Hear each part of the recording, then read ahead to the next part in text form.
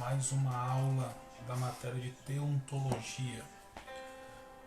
Você que está com a sua apostila em mãos, se localize aí na página 92.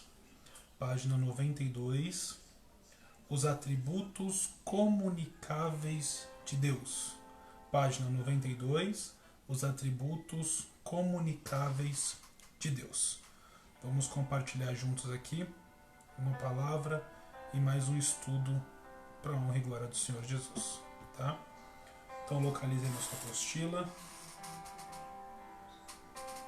Atributos comunicáveis de Deus. Acredito que esteja na sua página 92, tá? Enquanto você localiza aí. Vamos ler então. Começamos aqui então falando sobre a santidade, né? Nós já estudamos na outra aula sobre os atributos incomunicáveis de Deus, né? Os atributos que só a divindade tem. Nós sabemos que o Pai, o Filho e o Espírito Santo possuem alguns atributos que não foram compartilhados com o homem. Atributos que somente o Pai, o Filho e o Espírito Santo possuem. Atributos esses que não foram compartilhados aos anjos, não foram compartilhados ao arcanjo, não foram compartilhados aos serafins, aos querubins, muito menos aos homens. Estes atributos que estudamos na aula passada são atributos integramente voltados à divindade, ao Deus Pai, ao Deus Filho e ao Deus Espírito Santo. Lembrando que não são três deuses, tá? É apenas um Deus com atividades em três pessoas: a pessoa do Pai, a pessoa do Filho e a pessoa do Espírito Santo, tá? E hoje então nós vamos analisar aqui os atributos comunicáveis. Atributos esses que o homem tem acesso também, mas que vêm da parte de Deus. Começaremos então falando sobre a santidade. Diz assim o texto da sua apostila, página 92. Diz assim: santidade. Deus é absolutamente santo. Sua santidade é infinita e inigualável. Ele é santo em si mesmo, em sua essência e em sua natureza. No entanto, está escrito: santos sereis, porque eu, o Senhor, vosso Deus, sou santo. Esta passagem, citada no Novo Testamento, enfatiza que o Senhor exige santidade do seu povo, porque ele é santo. Vemos, pois, que a santidade está em Deus e deve estar em seus seguidores. Isso explica uma dúbia classificação. Apesar de haver uma abissal e incomparável diferença entre a santidade de Deus e a do ser humano, certo? Então, nesse primeiro parágrafo, nós já precisamos entender algumas coisas. Por exemplo, o que está escrito em Levíticos, capítulo 19, verso 2, é o que está na sua apostila, dizendo a seguinte expressão: santos sereis, porque eu, o Senhor, vosso Deus, sou santo. Então, ele já deixou uma ordem clara a Moisés, quando escreveu o livro de Levítico, capítulo 19, verso 2. Vocês serão santos, porque eu, o Senhor, vosso Deus, sou santo. Então a ordem de Deus é: você vai ser santo, porque eu sou santo. Eu sou o seu Deus, eu sou santo, então você também terá que ser santo. Aí vem Pedro escrevendo no capítulo 1, verso 16. Vamos ler esse texto? 1 de Pedro. Eu sei que você deve conhecer o texto de cor e salteado, mas vamos ler 1 de Pedro, capítulo de número 1, verso de número 16. Pedro vai fazer a citação de Levítico. Porque escrito está: sede santos, porque eu sou santo. Então, nós precisamos entender a primeira ordenança de Deus, já a Moisés, quando escreve o Pentateuco, quando escreve Levítico, dizendo: sede santos, ou sereis santos, porque eu sou santo. Perceba a conjugação de Levítico e a conjugação de Pedro. A conjugação de Levítico é essa: sereis santo. Futuro: vocês serão santo. Vocês irão ser santo. Porque eu, Senhor vosso Deus, sou santo. Agora, olha a conjugação de Pedro. Olha a conjugação de Pedro no capítulo 1, verso 16. Sede santo. Sede santo, porque eu sou santo. Então, a conjugação de Levítico é futuro, sereis santo. A conjugação de Pedro é presente, sede santo. Deus, em Levítico, está dizendo: vocês serão santos. Pedro, no Novo Testamento, está dizendo: vocês devem ser santos. Deus está dizendo: vocês serão santos porque eu sou santo. Pedro está dizendo: vocês devem ser santos porque ele é santo. Então, é uma ordenança. Santidade é doutrina bíblica. Santidade é necessário na vida do cristão. Só que o próprio texto que nós lemos vai dizer o seguinte: precisamos entender que há um abissal, ou seja, um abismo e uma diferença enorme, gritante, entre a santidade de Deus e a santidade do ser humano. A santidade que habita em Deus não é e não se compara à mesma santidade que se habita no ser humano. É um abismo muito grande entre a santidade de Deus e a santidade do ser humano. Mas, porque existe santidade em Deus, ele compartilha também esse atributo com o ser humano. Tá? Então, vamos aqui para o segundo parágrafo da apostila, dizendo assim. Perdão. Diz assim, ó.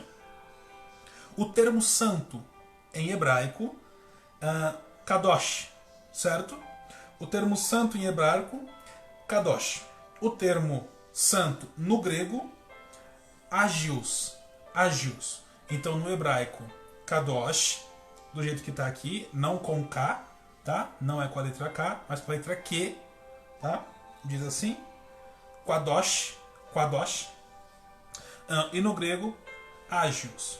Diz assim, continuando o texto. Significa separação, ou brilho, ou brilhante. É especificamente divino. A etimologia de kadosh, ainda incerta, parece ser uma combinação que indica queimar no fogo, numa referência à oferta queimada. Porém, a ideia básica é de separar, retirar do uso comum. Olha que coisa extraordinária. Grifa isso aí, grifa na sua apostila isso aí. A expressão queimar no fogo, que está entre parênteses.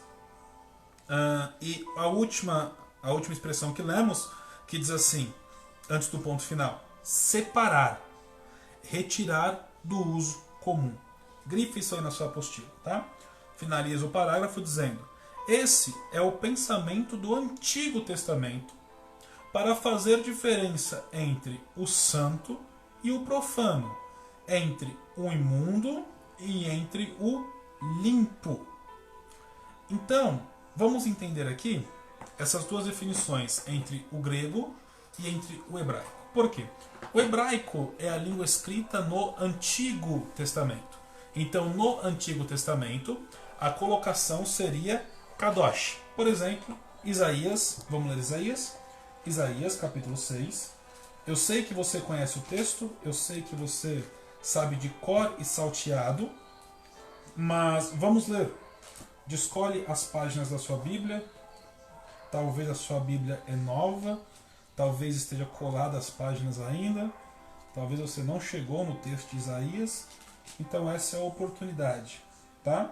Isaías, capítulo de número 6, verso de número 3.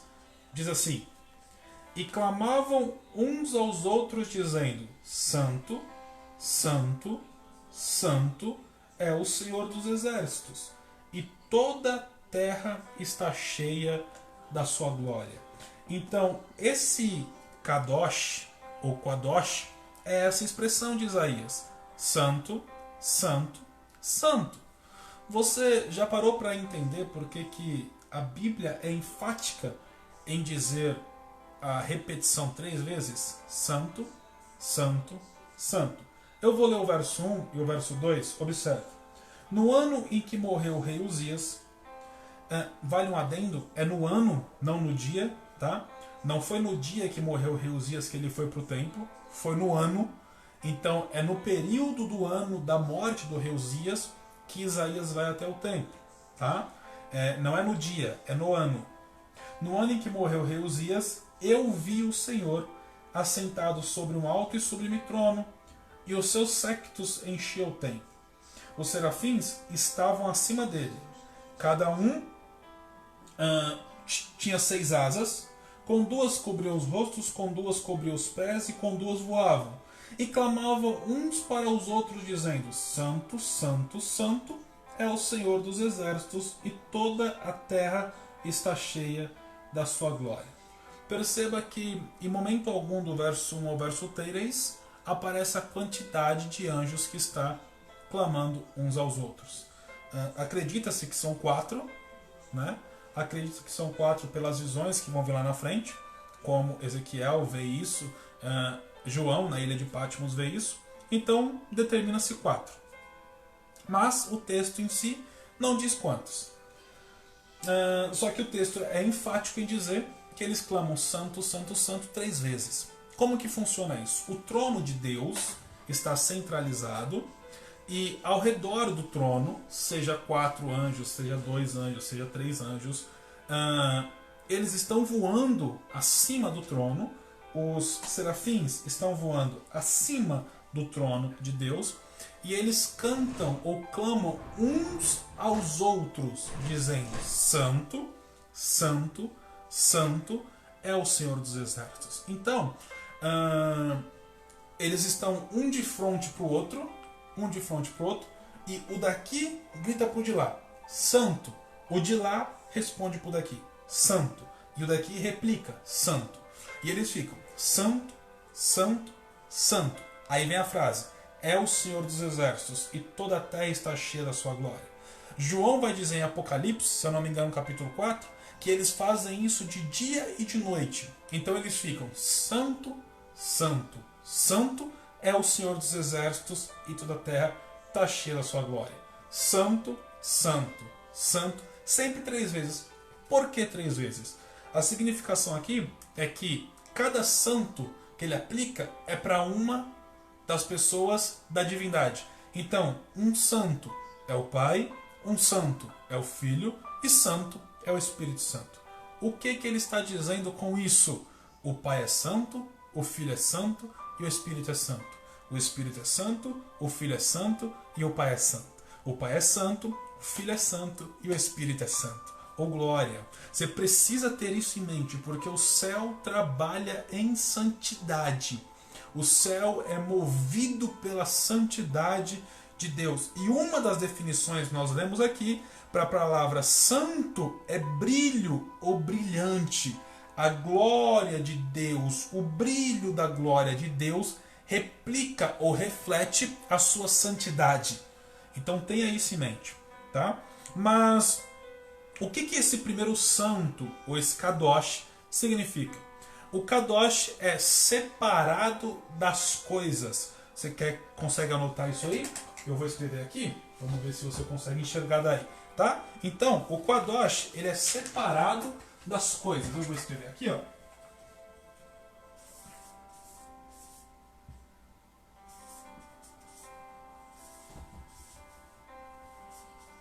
Ó, Kadosh, certo? Kadosh. A gramática do texto está faltando um U depois do que, então você corrige aí, tá? Não sei se você consegue ver aqui, mas é dessa forma, tá? Dessa forma. Kadosh. Kadosh. Se diz Kadosh, mas se escreve Kadosh, tá? Então você põe o U aqui, e aí você vai ter Kadosh. Esse Kadosh significa separado das coisas. Então eu vou colocar aqui, ó, separado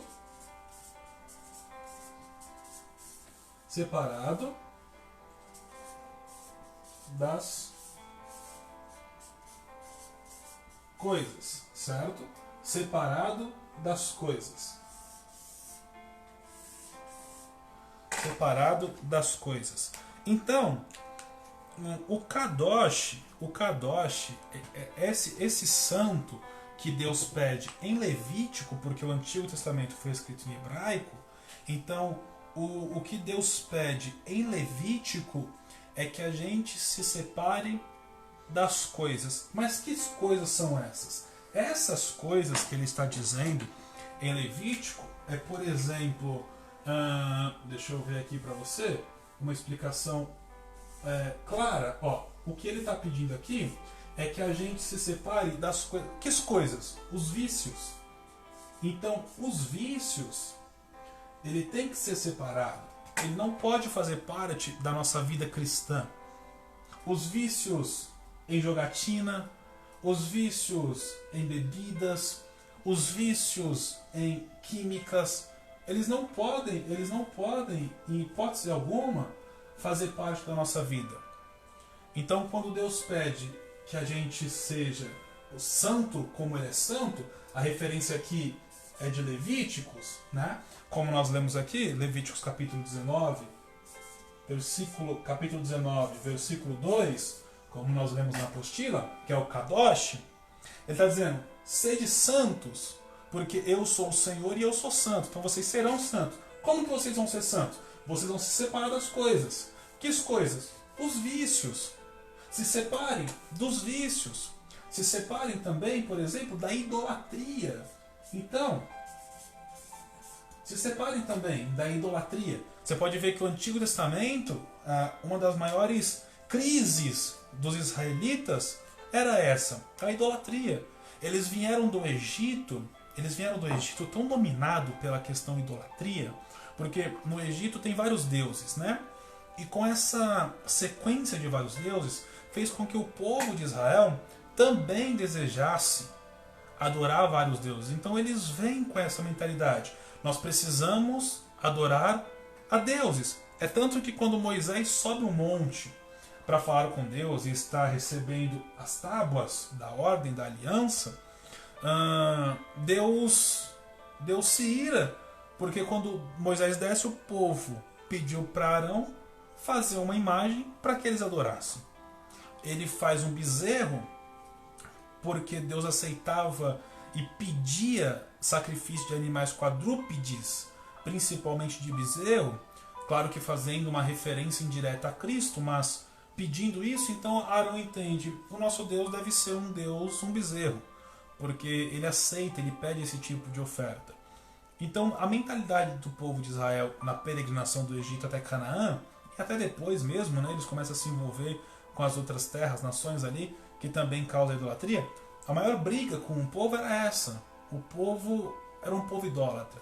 Ou melhor, era um povo que se corrompia fácil à idolatria. Então, quer dizer, vocês serão santos. Vocês serão Kadosh. Vocês serão Kadosh. Vocês têm que se separar das coisas. Vocês têm que se separar dos vícios, das idolatrias. Têm que se separar das coisas que contêm o pecado.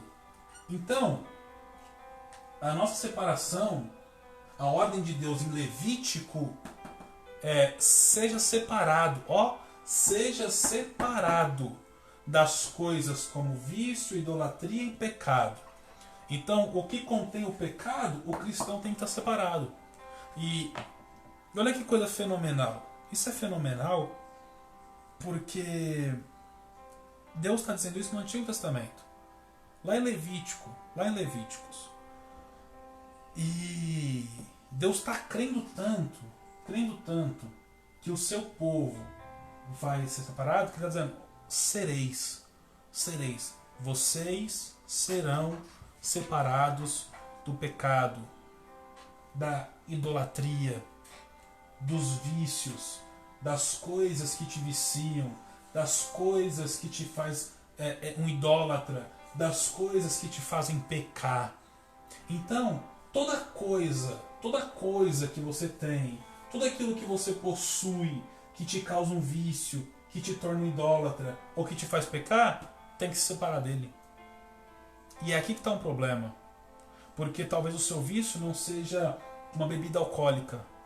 Talvez o seu vício não seja um cigarro ou um produto químico, uma cocaína, uma heroína, um êxtase, maconha.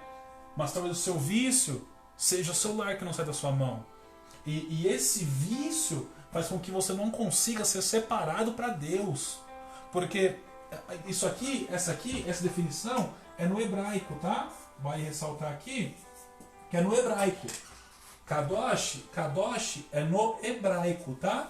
Porque a definição do grego, a do grego que é agios, ó, vou escrever aqui, a definição do grego que é agios, ela é diferente.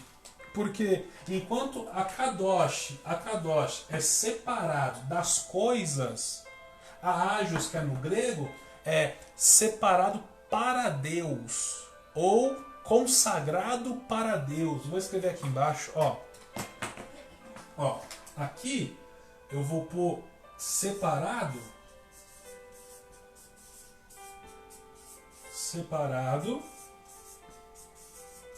para Deus. Separado ou consagrado, tá?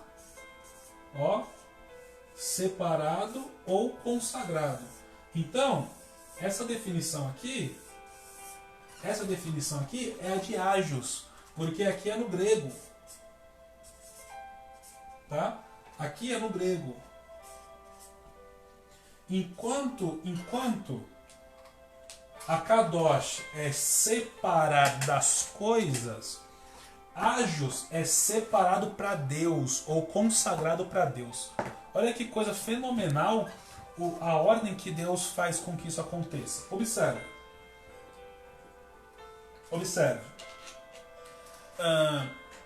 O hebraico é Antigo Testamento. Sereis. Antigo Testamento. O agios é grego, é Novo Testamento. Sedes. Só que você só pode ser separado para Deus ou consagrado para Deus depois que você se separa das coisas. Porque enquanto você não venceu o vício do celular, você não consegue servir a Deus com excelência. Será que você consegue dar um glória aí? Enquanto você não vencer os vícios, que esse vício aqui, ele pode se tornar sua idolatria. Porque esse vício pode ser o seu relacionamento. E o seu relacionamento pode virar o seu ídolo. Fala alguma coisa comigo aí. Será que você consegue entender o que Deus está dizendo? E o problema de tudo isso é que um abismo puxa outro abismo. Você começa com um vício que vira um ídolo e esse ídolo te faz pecar. Porque a idolatria, para Deus, é como um pecado de feitiçaria. O texto diz que idolatria e rebelião é como um pecado de feitiçaria. E aí a sabedoria de Deus é tão grande que ele começa dizendo, se separe das coisas. Aí Pedro vem dizendo, se consagra a Deus. Olha que profundidade. Olha que coisa incomum. Porque a definição de Kadosh está escrito aqui, ó. Nós lemos na apostila, diz assim, ó, separar, retirar do uso comum. Uma outra definição é cortar. Então escreve aí. Kadosh, separar, retirar do uso comum, cortar. As definições para Kadosh. Consegue escrever aí? Porque depois que Deus te separa, depois que Deus te retira do uso comum, depois que Ele te corta, você está pronto para ser consagrado para Ele. E aí, consagrado a Ele, ou consagrado para Ele, a sua vida é outra. O seu viver é outro. Porque isso aqui é ato contínuo. Isso aqui é ato contínuo. tem que entender isso. Você tem que entender que você nunca vai conseguir ser consagrado a Deus se você não se separar das coisas. Então, continuando na sua apostila, continue comigo aí. Na sua apostila diz assim, ó. Santidade significa afastar-se de tudo o que é pecaminoso. Uma das definições da palavra santidade, a principal é essa. Separar. Separar. Separação. Separar do que, Richard? Do pecado. Dos vícios, idolatria. Tá? Ó, os antigos hebreus levavam com seriedade a santidade de Deus. Perdão, os antigos hebreus levavam-na com seriedade. Ponto. A santidade de Deus é singular, por causa da sua majestade infinita, e também em virtude a ele ser totalmente distinto e separado, em pureza de suas criaturas. Então perceba, ele é distinto, separado, puro. Não se compara com as suas criaturas. Mas o que ele quer que nós sejamos? Que nós sejamos distintos dos vícios, idolatrias e pecados. Separados dos vícios, idolatrias e pecados. Puros. Porque nós somos as criaturas. Não tem como alcançar a santidade de Deus, mas tem como ser santo. Então quando alguém olha para você e diz, você quer ser santo demais. É claro que eu quero ser santo demais. E eu tenho que me orgulhar disso. Eu tenho que bater no peito e dizer, eu quero e eu vou ser santo. Porque ser santo é ser separado, é ser consagrado, é ser cortado, é ser tirado do uso comum. Então eu quero ser santo mesmo. Eu quero ser santo. Eu preciso ser santo. Eu necessito ser santo, porque o meu Deus é santo. O meu Deus é santo. Oh glória! Não foi Jesus quem disse que se o teu olho te faz pecar, arranque-o. Se o teu braço te faz pecar, lance-o fora. Porque melhor é chegar no céu com um olho só, com um braço só, com uma perna só, do que ir com os dois para o inferno. Então se alguém vier te zombar, você quer ser santo? Quero. E você. Mas explique para ele isso. Eu não quero ser santo porque quero ser superior a você. Eu não quero ser santo porque quero ser melhor a você. Eu quero ser santo porque eu quero viver separado. Eu quero ser santo porque eu quero ser retirado do uso comum. Eu quero ser cortado dos vícios, da idolatria, do pecado. Oh glória! Então, sede santo, rapaz. Sede santo, sede santo, sede santo, sede presente. 1 Pedro, presente, sede agora, agora, sede santo agora. Sede santo, porque ele é santo. Então, continuando a apostila, diz assim: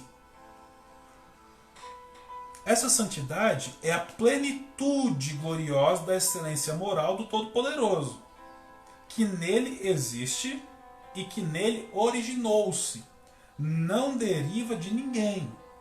Não há santo como é o Senhor. Não há santo como o Senhor. Ele é a plenitude da santidade. É ele. Porém, continua o texto. Toda adoração deve ser neste espírito de santidade. Nenhum atributo divino é tão solenizado nas Escrituras como esse. Aí você tem a sequência de textos, Êxodo 15:11, Isaías 6:3, Apocalipse 4:8 e Apocalipse 15:4. Tá? Você analisa os textos, leia na sua casa. A santidade de Deus é o princípio da sua própria atividade. Tu és tão puro de olhos que não podes ver o mal, disse Abacuque. Bem como a norma para as suas criaturas. Segui a paz com todos e a santificação, sem a qual ninguém verá o Senhor. Então, para se ver o Senhor, é necessário da paz e da santificação. A santificação é um processo. Que processo, Richard? Repito, de ser separado dos vícios, da idolatria, do pecado, de ser consagrado. Esse é o processo. Esse é o processo. Você sabia que aquilo que você consagra a Deus não é mais seu? Sabia que o que você consagra a Deus, você está dizendo, é seu e não meu? Nós temos o hábito de dizer, Deus consagra o meu carro. Deus consagra, o pastor consagra o meu carro. Consagra a chave da minha casa. A consagração, você está dizendo, Deus, é seu, faz o que quiser. O problema é que a gente consagra e depois não quer deixar que Deus faça o que Ele quer fazer. O problema é que a gente é capaz de consagrar, mas querer usar da nossa maneira.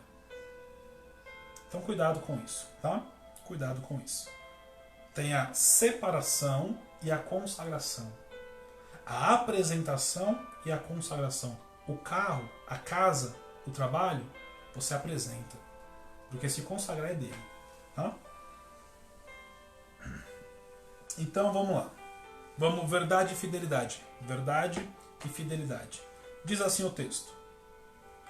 A verdade é um atributo relacionado com a fidelidade de Deus.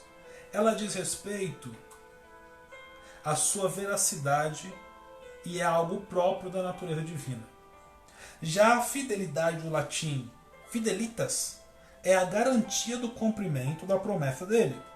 Deus é consistente e constante em suas promessas e em sua graça. É, pois, um atributo relacionado com a imutabilidade de Deus.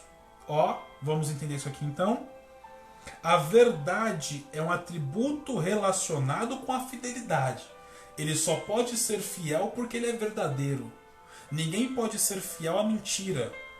Deus só é verdadeiro, ou melhor, só é fiel porque ele é verdadeiro. Então só se pode ter fidelidade quem carrega consigo a verdade. Então, vamos entender isso, tá? Vamos entender isso. E a fidelidade é a garantia do cumprimento. Ele é fiel. Ele é fiel para cumprir. Fidelidade. O termo verdade do hebraico é emet, ou emet, né? Tem um sentido enfático de certeza, confiança. Daí derivam as palavras emuna, fé, fidelidade, firmeza. Abacuque, capítulo 2, verso 4. E também as palavras amém, amém, verdadeiramente, de fato, e assim seja. Esse vocábulo aplica-se 2 vezes a Deus em Isaías, capítulo 65, verso 16, onde foi traduzido por verdade, grego, aletheia, na Septuaginta, sinceridade ou fraqueza. Tá?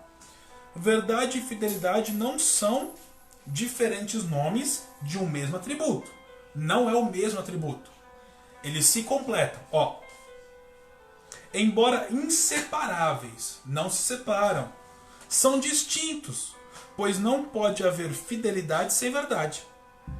A verdade mostra que Deus é real. É tudo aquilo que em sua palavra ele afirma ser. E nele podemos confiar.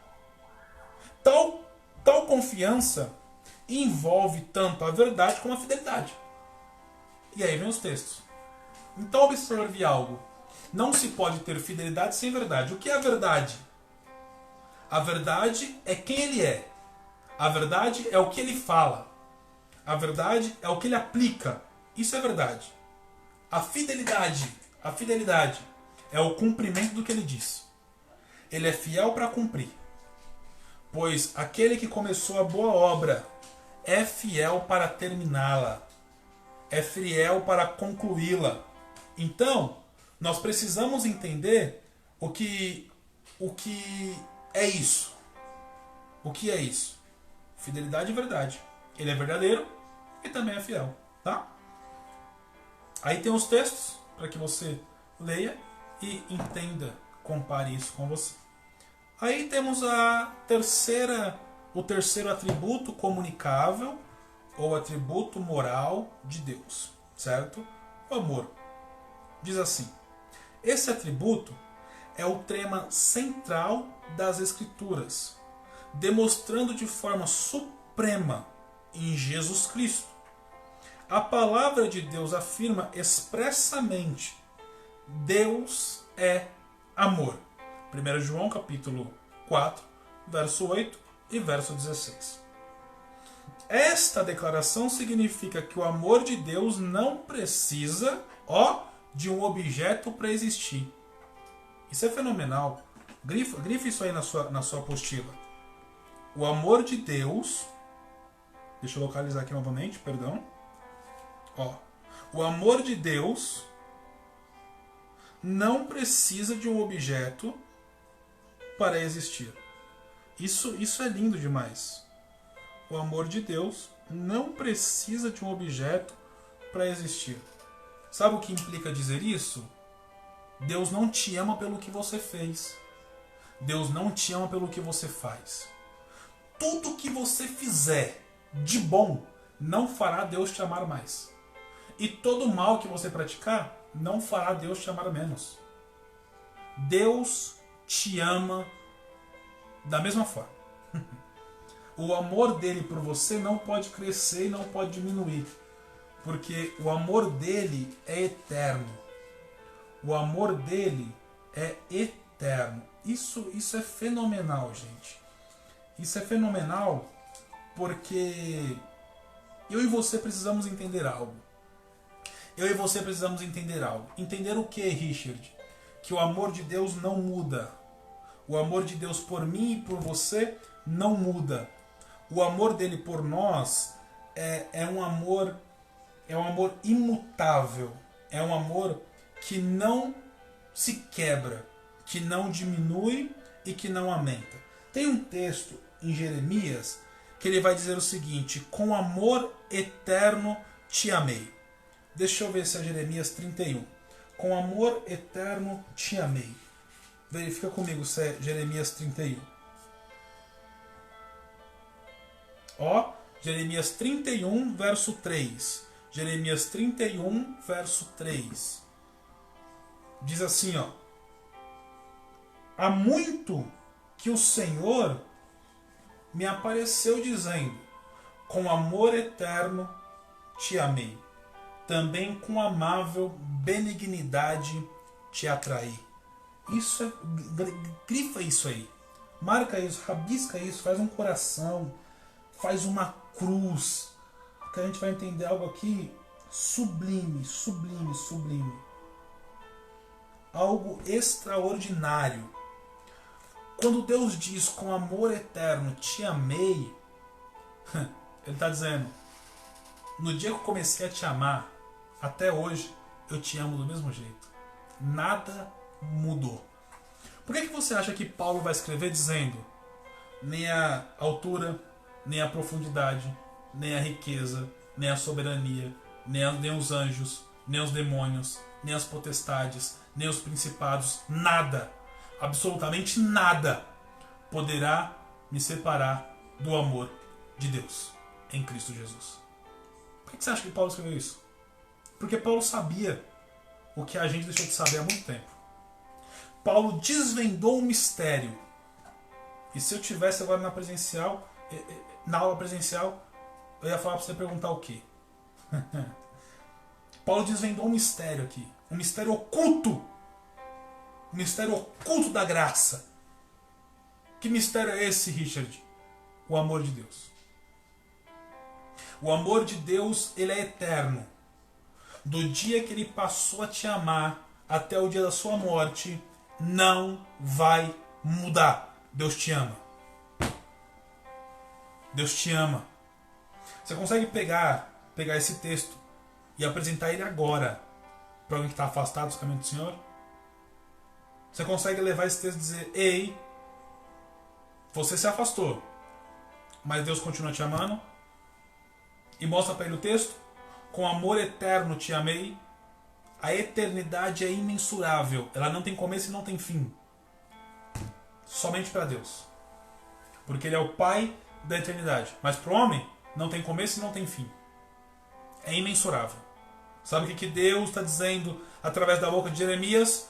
com amor eterno te amei, no mesmo jeito que eu te amo desde o seu nascimento, eu vou te amar até a sua morte. Você pode se afastar de mim, você pode ir para longe de mim, você pode fazer o que você quiser. Independente do que você faça, eu não vou te amar mais, mas também não vou te amar menos. O meu amor por você é eterno. O meu amor por você é imensurável. Isso é lindo demais. Isso é grandioso demais. Porque Deus não precisou de um objeto para te amar. Ele te ama porque Ele é o amor. Oh glória! Ele te ama porque nele está o amor. Ele te ama porque Ele é o amor. Continuando no texto, diz assim, o amor de Deus não precisa de um objeto para existir. É independente. O amor é independente. Constitui-se por natureza divina.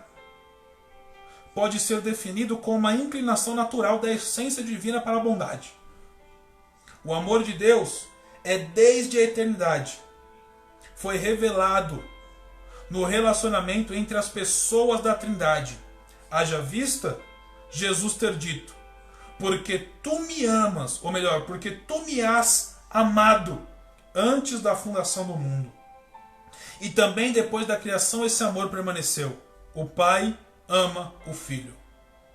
Tal amor é eterno, infinito, incomparável, manifesto a Israel, a todos os homens e a toda criatura no céu e na terra. E aí tem os textos para você verificar em casa.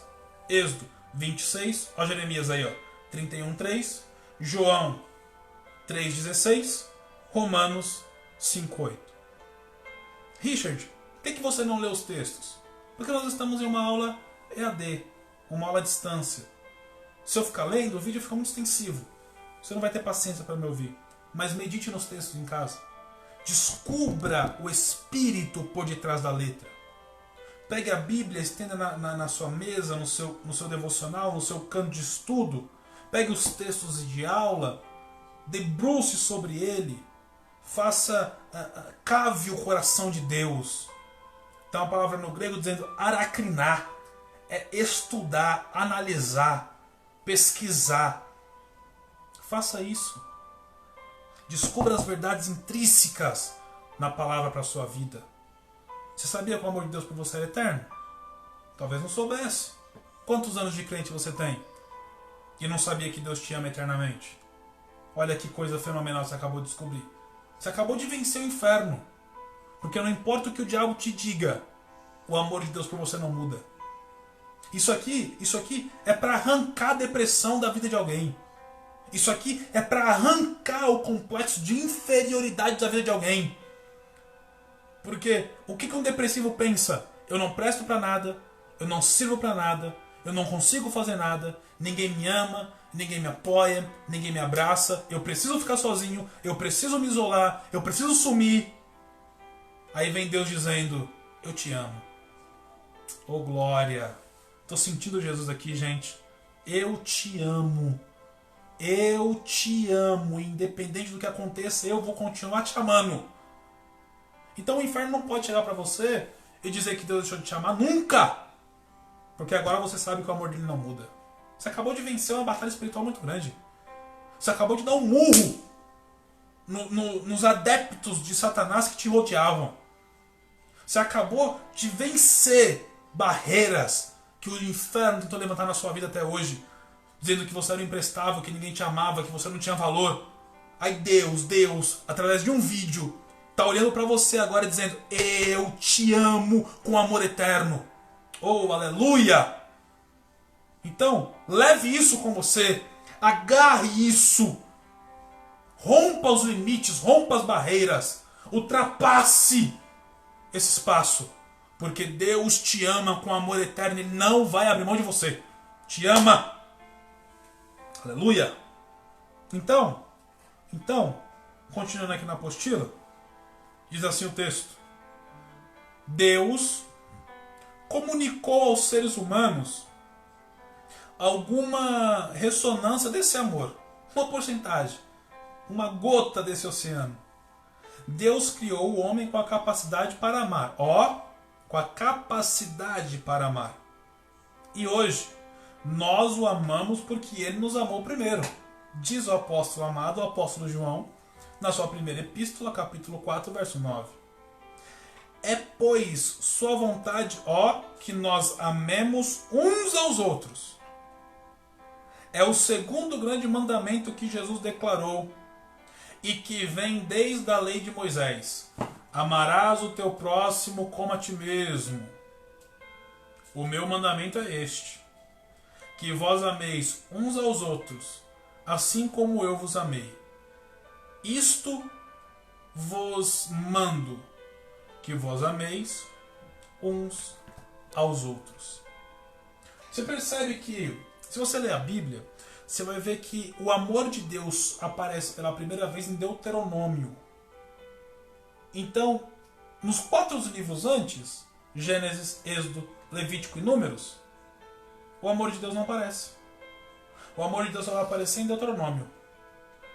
Mas a santidade aparece em Levítico, que vem antes. Parece que nós conseguimos experimentar a plenitude do amor após a santificação. Parece. Por quê? Com a santidade, e eu te disse que a santidade de Deus ela é inalcançável, a de Deus é inalcançável, com a santidade, Deus é um ser transcendente. Lembra disso? É um Deus incognoscível, é um Deus inacessível, é um Deus que está além da capacidade humana, não tem como alcançá-lo. Mas com amor,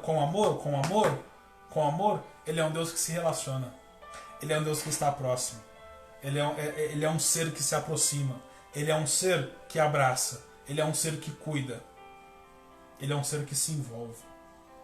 Então primeiro vem a santidade, depois vem o amor. Tá? Não confunda. Não pense que porque ele te ama com amor eterno, você pode sair pecando por aí.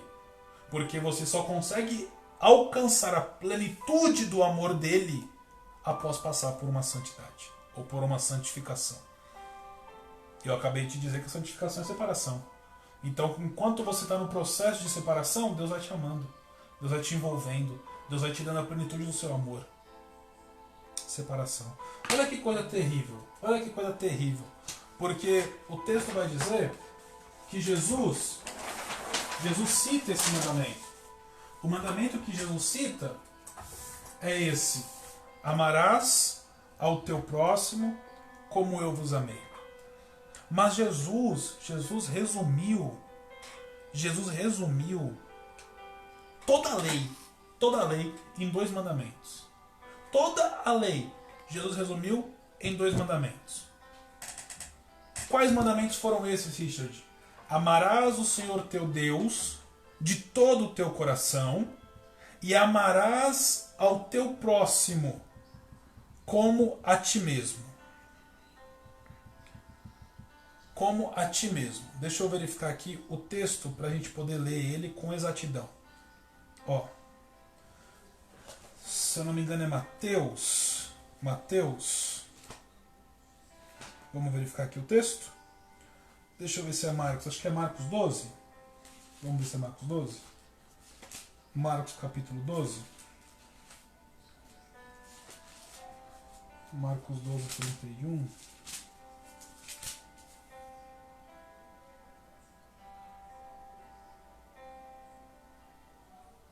Ó, Marcos capítulo 12, verso 30. Marcos capítulo 12, verso 30 e verso 31. Diz assim o texto, ó. Amarás, pois, ao Senhor teu Deus de todo o teu coração, de toda a tua alma, de todo o teu entendimento, de todas as tuas forças. Este é o primeiro mandamento.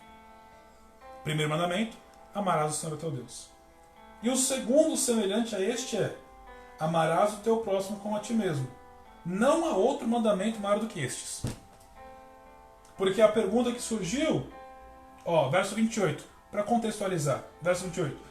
Aproximou-se deles, ou dele, um dos escribas que o tinha ouvido disputar, e, sabendo que lhes tinha respondido bem, perguntou-lhe: qual é o primeiro de todos os mandamentos? Jesus respondeu-lhe: o primeiro de todos os mandamentos é: ouve, Israel, o Senhor nosso Deus é o único Deus, o único Senhor. Amarás, pois, ao Senhor.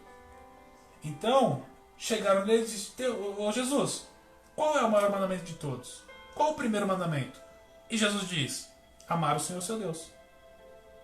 Aí ele continua: e o segundo após esse, semelhante a esse, é amar o seu próximo como a ti mesmo. E não tem mandamento maior do que esses dois. Deus pegou toda a lei mosaica e resumiu em 2 mandamentos. Qual? Amarás o Senhor teu Deus com a ti mesmo e amarás o teu próximo. Ou melhor, amarás o Senhor teu Deus de todo o coração, toda a tua alma, todo o teu entendimento, todo o teu espírito, e amarás ao teu próximo como a ti mesmo. É a cruz. Porque o amor a Deus é um amor vertical. O amor ao teu próximo é um amor horizontal. Isso não é a cruz? Amarás o teu Deus, o Senhor teu Deus, acima de todas as coisas, e amarás ao teu próximo como a ti mesmo. Então, o amor a Deus é um amor horizontal. Melhor, vertical, perdão. O amor a Deus é um amor vertical. O amor ao teu próximo é um amor horizontal. Horizontal. E isso é magnífico porque a cruz, ela traz a dimensão do amor de Deus a nós. Porque João capítulo 3,16 diz que Deus enviou o teu Filho para morrer por nós, por todo aquele que nele crê. Deus amou o mundo de tal maneira que enviou o teu Filho. Então, a cruz revela a grandiosidade do amor de Deus. Quer ver isso comigo? Ó, a cruz, ela tem 4 pontas. Vamos lá? Ó, 1, 2, 3 e 4. Certo? Eu acabei de dizer para você que o amor ao Senhor, teu Deus, é um amor, é um amor vertical, um amor que sobe. Então, a ponta de cima da cruz, refere-se à altura do amor de Deus. A altura do amor de Deus. Que altura é essa, Richard? Até o céu. É a altura do amor de Deus. É a altura. A ponta de cima é a altura. As laterais, ela significa a largura. Ó, vou pegar aqui, ó. A largura, tá? A largura do amor de Deus. É por isso que quando Cristo morre de braços abertos, ele está abraçando a humanidade. Que humanidade, Richard? De Gênesis 3, que é a queda, de Gênesis 3 até os dias de hoje. Isso é uma linha de tempo, isso é uma linha do tempo. Gênesis capítulo 3, que foi quando a humanidade pecou, até os dias de hoje. Ela não tem fim, ela continua. Você consegue ver isso aqui? A altura do amor de Deus, a largura do amor de Deus. Na cruz, Richard, e a parte de baixo? A parte de baixo é a profundidade. Ó. A profundidade do amor de Deus. Que profundidade é essa, Richard? É onde Deus decidiu descer para te achar e para me achar. Deus desceu no lamaçal do pecado. Deus arrancou a gente lá daquele charco de lodo horrível, como diz o salmista. Lembra de onde Deus tirou? Lembra? Do risca-faca, do ralabucho, do tchum-tchá, das drogas. Lembra que antes você não tinha nem nome? Era um alcoólatra, era um viciado, era um vagabundo, era uma prostituta. Te davam esses nomes, te davam esses apelidos, chamavam você assim. Mas para Deus, você sempre teve nome. Para Deus, o seu pecado não arrancou a identidade que ele te deu. Quer que eu te provo isso? Gênesis. Vem comigo em Gênesis então, capítulo 3. Vem comigo em Gênesis capítulo 3. Eu vou te provar que por mais que te davam nomes, te davam apelidos, Deus nunca te perdeu a identidade que você tinha. Ó, Gênesis capítulo 3, verso 9, diz assim, ó: e chamou o Senhor Deus a Adão. Até aqui. E chamou o Senhor Deus a Adão. Chamou pelo nome. Chamou pelo nome. Mas Gênesis 3:9 é depois da queda. É depois do pecado. É depois de comer o fruto proibido. É depois de quebrar os princípios. Se fosse eu e você, olhando para Adão, chegaríamos lá e dizer: ei, pecador, vem cá. Ei, adúltero, vem cá. Ei, pinguço, vem cá. Deus não. Deus desce no jardim, sabendo do contexto, olha para a situação e diz: Adão, aonde estás? Chama pelo nome, para que Adão entendesse que o que aconteceu na situação não arrancou a identidade que Deus deu para ele. Oh glória, eu estou sentindo a graça de Jesus. Você consegue entender Deus olhando para alguém e dizendo: a profundidade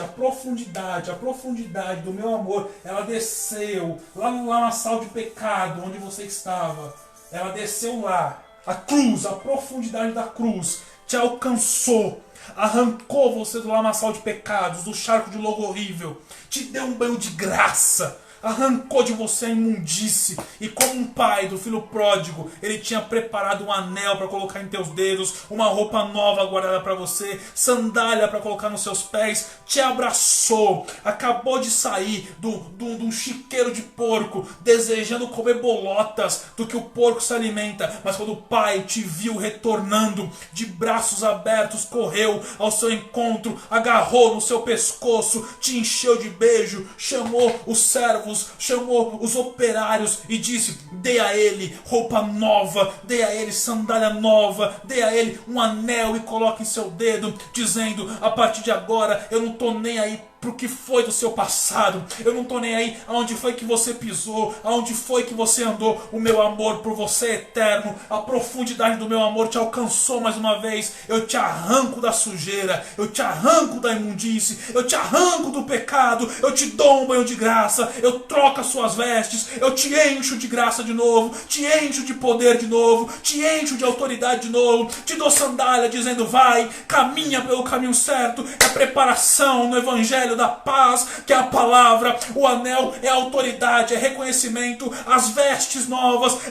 é semblante novo, é vida nova, é o pai dizendo pro filho: eu não me importo aonde foi que você andou, a sua consciência te trouxe de volta e eu te dou uma história nova, eu te dou autoridade de novo, eu te calço para você exercer o ministério. É Deus dizendo: o meu amor te alcançou na profundeza dos teus pecados, mas a partir de agora é vida nova, história nova, continua! Oh glória!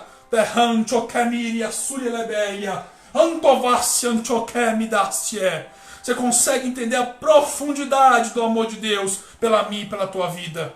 Essa é a grandeza do amor de Deus. Essa é a profundidade da cruz, revelada na cruz, revelada naquilo que Deus preparou pra gente desde a fundação do mundo. Porque quando o homem pecou, o diabo pensou que tinha vencido, mas ele não sabia que Deus já tinha preparado o cordeiro para a redenção da humanidade. O diabo nunca venceu. Em hipótese alguma o diabo venceu. Em hipótese alguma. Em momento nenhum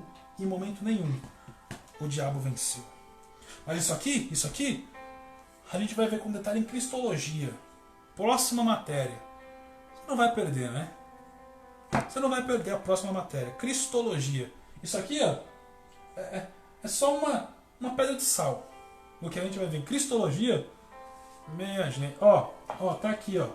Um dos livros que estou estudando aqui, ó.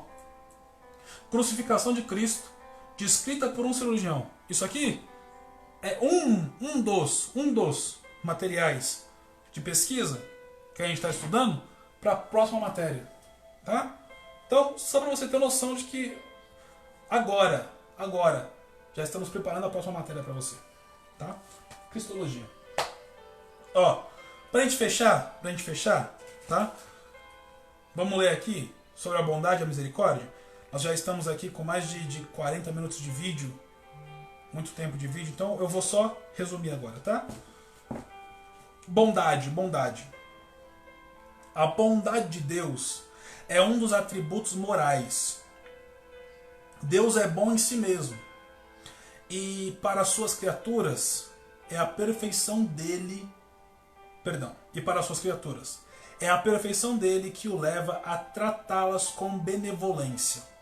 Essa bondade é para com todos. O Senhor é bom para com todos. E as suas misericórdias são sobre toda a sua obra, disse o salmista. Deus é a fonte de todo bem.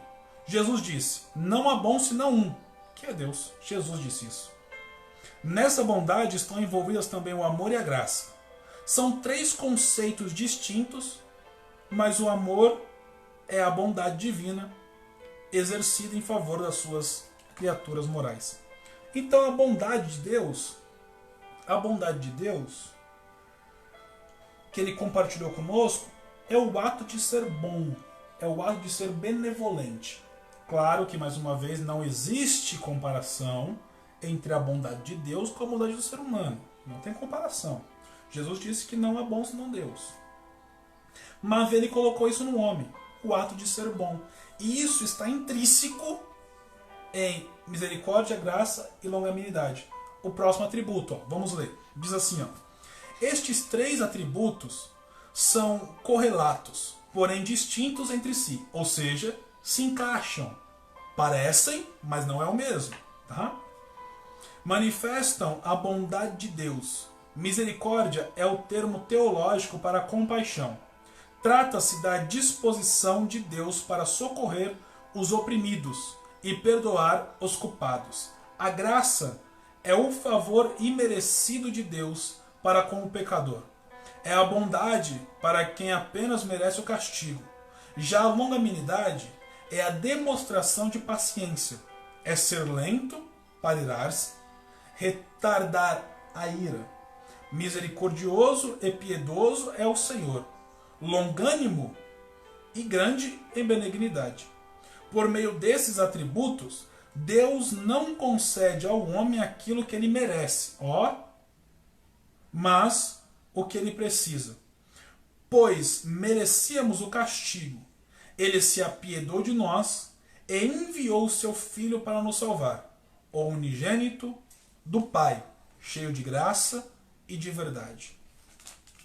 Então, perceba que esses atributos de Deus traz para nós, ou deve trazer à nossa consciência, né, aquilo que às vezes a gente não percebe de forma clara e nítida. O que é graça, o que é misericórdia e o que é longanimidade. O termo misericórdia e compaixão, a misericórdia misericórdia, você divide misere e cordia, né? Misere traz a origem da palavra miséria e cordia é uma ligação direta ao coração. Então misericórdia é colocar o meu coração ou colocar o coração na miséria do próximo. Por isso que Bartimeu vai dizer, filho de Davi, tem misericórdia de mim. Ele está dizendo, tem um espaço no seu coração para a miséria desse homem? É o que ele está dizendo. Então isso é misericórdia. É ter compaixão, é colocar o seu coração na miséria do próximo.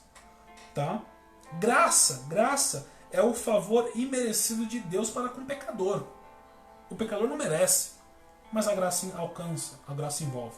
Eu gosto de uma definição de Alec Mont, que ele vai dizer assim, a graça é como um cavaleiro montado em um cavalo branco, cavalgando sobre as montanhas furiosas da ira de Deus. Então imagina um tsunami, aquela água do tsunami, a ira, e a graça É um cavaleiro branco que vem cavalgando por cima da ira. E ele consegue chegar no pecador antes da ira. Então isso é graça. Favor imerecido ao pecador. E a longanimidade é o ato de ser tardio em irar-se. Então, a bondade de Deus, a misericórdia de Deus, a graça e a longanimidade faz com que Deus não dê ao homem ou à humanidade aquilo que eles merecem. Se Deus decidisse matar todo mundo agora, acabar com tudo, quem ia impedir ele? Quem ia olhar para ele e falar que ele estava errado? Ninguém. Porque o homem vive debaixo do pecado. Eu gosto da definição do Luciano Subirá, que ele vai dizer que a graça é aquilo que te reveste para te dar força para lutar contra o pecado. Então isso é graça. Tá? Justiça.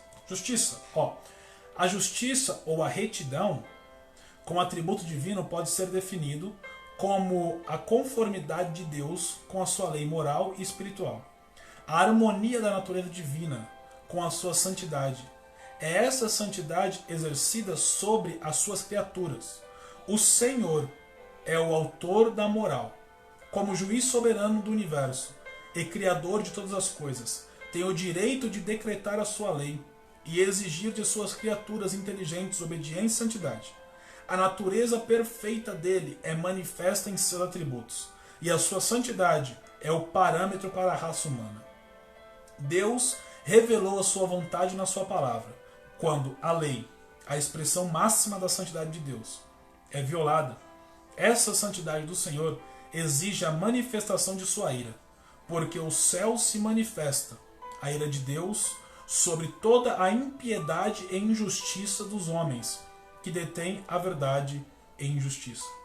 Esse atributo é manifesto do castigo do pecado e na premiação do justo, o qual recompensará cada um segundo as suas obras.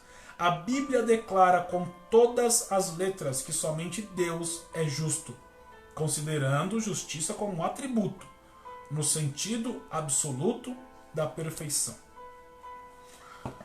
Quando você lê Isaías, ele vai dizer que a nossa justiça perante a justiça de Deus é como trapo de imundície. A expressão trapo de imundície é o pano que as mulheres da época usavam no período menstrual. Então, aquele pano é chamado de pano de imundície. A justiça do homem perante a justiça de Deus é como isso, um trapo de imundície. Então, falar que Deus não é justo é uma incoerência grotesca demais. Porque se fosse para Deus ser justo na justiça do homem, Deus teria que matar todo mundo, porque ninguém merecia mais. Mas Deus é justo a grau ponto de castigar os que vivem quebrando a sua lei e também de galardoar os que vivem obedecendo a sua lei. Pois o texto diz em Romanos capítulo 2, verso 6, que ele vai recompensar segundo as obras do justo. Né? E aí tem os textos básicos para você ler também. Tá? Sabedoria, e a gente fecha. A sabedoria é mais que um conceito ou a inteligência. Ou melhor, conhecimento ou a inteligência. Trata-se da capacidade mental para entender todas as coisas, um aspecto particular da onisciência de Deus. Esse atributo é conhecido como sapientia. Sapientia Dei, sabedoria de Deus. Ou homens sapientia, toda sabedoria. É a correspondência do pensamento divino com sumo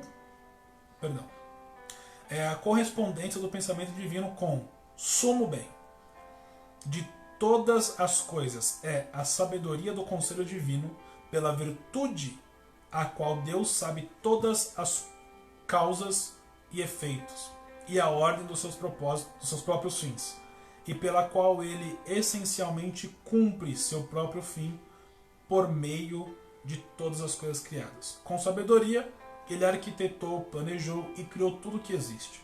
Todas as coisas fizeste com sabedoria. Com ele está a sabedoria, a força, conselho, entendimento, ele tem. Em Jesus Cristo estão escondidos todos os tesouros da sabedoria e da ciência. Para nós foi feito por Deus sabedoria, justiça e santificação e redenção. A ressonância desse atributo nas criaturas inteligentes. Deus é a fonte de sabedoria. É nele que devemos buscá-la, pois a sua palavra dá sabedoria ao simples. E se algum de vós tem falta de sabedoria, peça a Deus, que a todo dá libertamente, e não a lança em rosto, e ser-lhe-á dada. Ó profundidade das riquezas, tanto da sabedoria como da ciência de Deus! Quão insondáveis são os seus juízos e quão inescrutáveis os seus caminhos! Porque quem compreendeu o intento do Senhor, ou quem foi o seu conselheiro? Então essa é a sabedoria de Deus. A sabedoria de Deus, mais uma vez, não se compara à sabedoria dada aos homens. Todavia, porém, entretanto, nós precisamos entender que o homem também é dotado de sabedoria. É algo que Deus compartilhou e está escrito na Bíblia que aquele que não tem, peça a Deus, pois ele dará abertamente. A sua palavra dá também sabedoria aos simples. Então, precisamos ter isso em mente, tá? Os atributos de Deus, os atributos comunicáveis, os incomunicáveis de Deus. Então, nós finalizamos aqui a aula sobre os atributos de Deus e espero que você continue conosco. Espero que Deus tenha alcançado você através desta live. Ou deste vídeo, melhor dizendo, né? Tanta live no dia de hoje que até confunde a gente. Mas que Deus possa tratar da situação que o Brasil está vivenciando, que nós possamos voltar logo às aulas presenciais para juntos continuarmos essa trajetória, essa caminhada. Falta, eu acho que mais 2 ou 3 aulas para finalizarmos esta matéria. Iniciaremos então a próxima matéria, que é Cristologia e Pneumatologia, tá?